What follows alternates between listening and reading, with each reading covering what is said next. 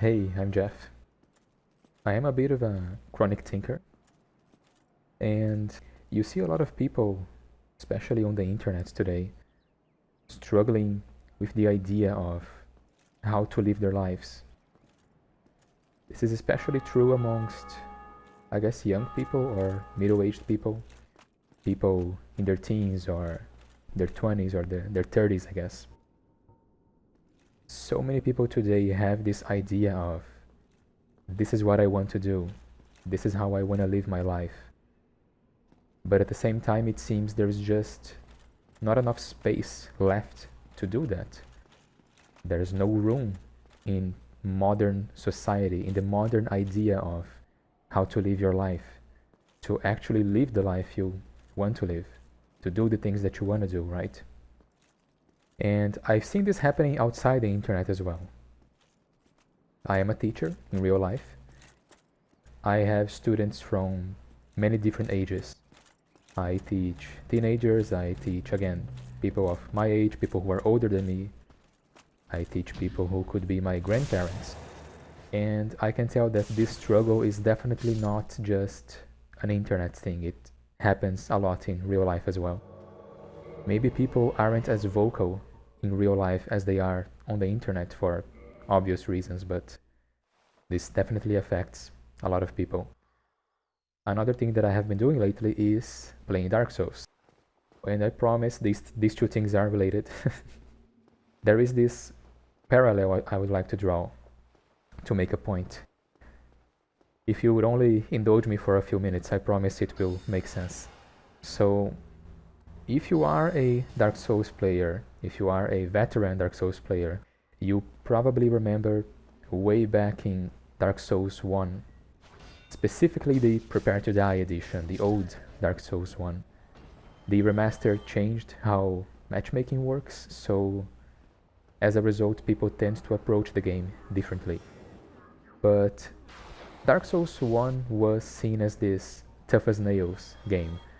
Invaders could get the jump on you at any moment, or if you are the invader yourself, you could at any moment run into the evil gankers who are ready to ruin your day, basically. So since this game was very difficult, people developed this way of playing that resulted in a lot of players playing the game in the same way. You would see so many eerily similar character builds running around, right? Let me give you an example. Let's say that I want to play a Faith build. I want to play a Paladin, something you probably see on screen right now actually. So, naturally, I would like to invest points into Faith, so I can cast miracles, maybe use a Divine Weapon as well. I will probably have points into Strength and Dexterity to use a weapon that fits my build. And I will need points in Attunement so I can actually equip my spells, so I can attune my spells. But I won't allow myself to do any of that because that's not efficient. If I do that, I will be at a disadvantage because that's not how you are supposed to play the game. Or at least that's not how people tell you you are supposed to play the game. Instead, I'm going to forgo intelligence or faith for now. I'm not going to invest too much into strength or dexterity, just enough to equip whatever weapon I choose. I won't be dealing any damage with that because I have no strength or dexterity, but that's okay because back in Dark Souls 1 we could just infuse our weapon with fire damage or lightning damage, and those infusions did not scale with anything. They had very high base damage, but they had no scaling whatsoever, so they would do competitive damage even though I had no investment into any of the damage stats. And instead I'm going to dump all of my points into vitality and endurance, because I need as much health, as much stamina, and as much carry weight as I can. As for my armor, again, I was thinking of going with a very cool looking knight armor, because again, I am playing a paladin type character, right? But again, even though that's what I want to do, I won't allow myself to do that because that's not efficient. Instead, I'm just going to equip the best possible combination of gear that gives me decent defense, good poise, because poise is absolutely necessary for the meta game, while still allowing me to fast roll, because even though the game has 2 other dodge options, I'm only going to use one because that's the most efficient one. Even though this combination of gear looks very weird and it involves equipping very ugly looking pieces of armor that don't really match each other at all, I will probably have to equip the also famous Hollow Soldier waistcloth in the process, but that's okay, because that's efficient. That's how you do it, right? And of course I have to go with one of the 3 family masks, even though they are kinda goofy looking, but that's okay because that's efficient. That's how you play the game. And that's how I will play my character for a good while, actually, for quite a lot of time. Even though I want to play a faith build, or maybe I want to play an intelligence build, doesn't matter. Even though I have an idea of what I want to play, instead I'm going to play this generic looking character for more than half of the game. And only towards the end of the game, only when I hit the soft cap of vitality and endurance, will I finally allow myself to play the character that I want to play. Only then, maybe I will start investing points into attunement and faith, so I can then start playing a faith build. That's how a lot of people played Dark Souls back in the day, and I guess some people still do. That's a lot of the people who would invade you back in the day, and it would be quite frustrating actually. Here's the problem that I have with playing my game like this. By the time I finally get to the end game, when I finally have sufficient vitality and endurance to be competitive, by then there's just not a lot of game left to play, is there? Even if I continue playing, if I actually complete this playthrough, I will have played a generic character for longer than I will have played the character that I wanted to play initially. That's kind of weird, isn't it? That's a weird thing to do, I think. A weird thing to force yourself to go through. You want to do something, but you don't allow yourself to do it because it's not efficient. Another problem that I have with that is maybe I won't want to play the character that I had in mind initially by the time I get there. Maybe I will have played that generic lightning infused character for so long that by the time I get to the ideal point, maybe I'll just be bored. Maybe I will have forgotten about the character that I wanted to play initially. I think the parallels that I was mentioning are kinda obvious right now. That's kinda how people live their lives, isn't it? Now, I think it's important that I address a few points before I continue, because I realize it's very easy to interpret what I'm saying here in a few different ways. So the first thing I want to say is, don't take what I'm saying here as encouragement to be irresponsible. I am not telling people to quit their jobs so they can pursue their dream career in music or whatever it is. Life is difficult and life demands sacrifice. We gotta pay the bills somehow. But what I am trying to advocate for is we can find meaning while also working to pay the bills. You don't have to wait until the end of your life to finally do the things that bring you joy. You can find compromise between these two things. So again, don't watch this video and then quit your job or stop looking for a job in case you're trying to find one. Be responsible, get a job. Another thing that I think it's important to say is, if you find enjoyment in being efficient, in playing the meta, and I guess playing the meta in real life means grinding, getting a corporate job, getting as much money as you can. If you find joy in doing that, that's okay. You are allowed to do that. I'm saying this because, specifically with Dark Souls, there has been this debate between the tryhards and the casual players. And I see a lot of people defending themselves by saying, but what if I like playing meta? What if I like being efficient, playing to win? And that's okay. You are allowed to do that.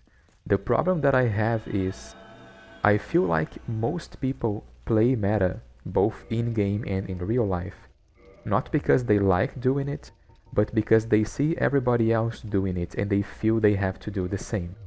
They immediately fall into this mode, I guess, of doing the same thing as everybody else. So that's what I am speaking against here. If you like being efficient, that's okay. That gets me into the third thing that I would like to mention, and that is, I'm trying my best not to sound accusatory here. I realize that I may sound a bit accusatory in the way that I speak. Like, people want to follow their dreams, but they don't allow themselves to do it because they are, I don't know, cowards or something. That's not what I'm trying to say here by any means. I really don't think people are to blame in the majority of cases. I don't think people realize that they are not following their dreams.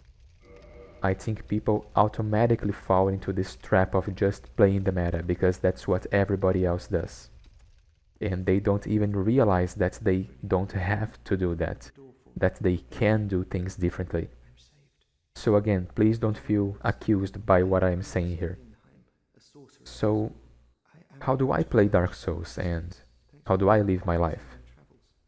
When I play not only Dark Souls but any video game for that matter, I have a certain build in mind and I try to play an approximation of that character build from the very start of the game.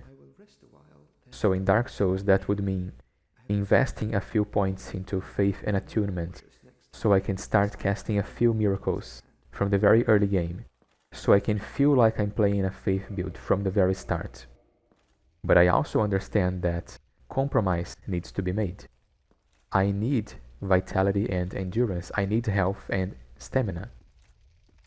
If I just dump all of my stats into faith, then the game is going to be very difficult for me and I may not even be able to progress into the game. That would be a bad decision on my part. So I compromise. I invest a little bit in the stats that I want to invest in order to make my build, but I also invest a few points into health and endurance. So how do we find this compromise in real life? Well, I think that would translate into finding yourself a job that you don't hate. You don't have to love that job, mind you. It helps if you love it, if you like it even, but you don't have to love it. Just find something you don't hate, something you can do, something you are decently skilled at, but also something that will pay your bills, something that will allow you to live a decent life. Not a luxurious life, mind you, but a decent life, a comfortable life. That's the compromise you gotta make.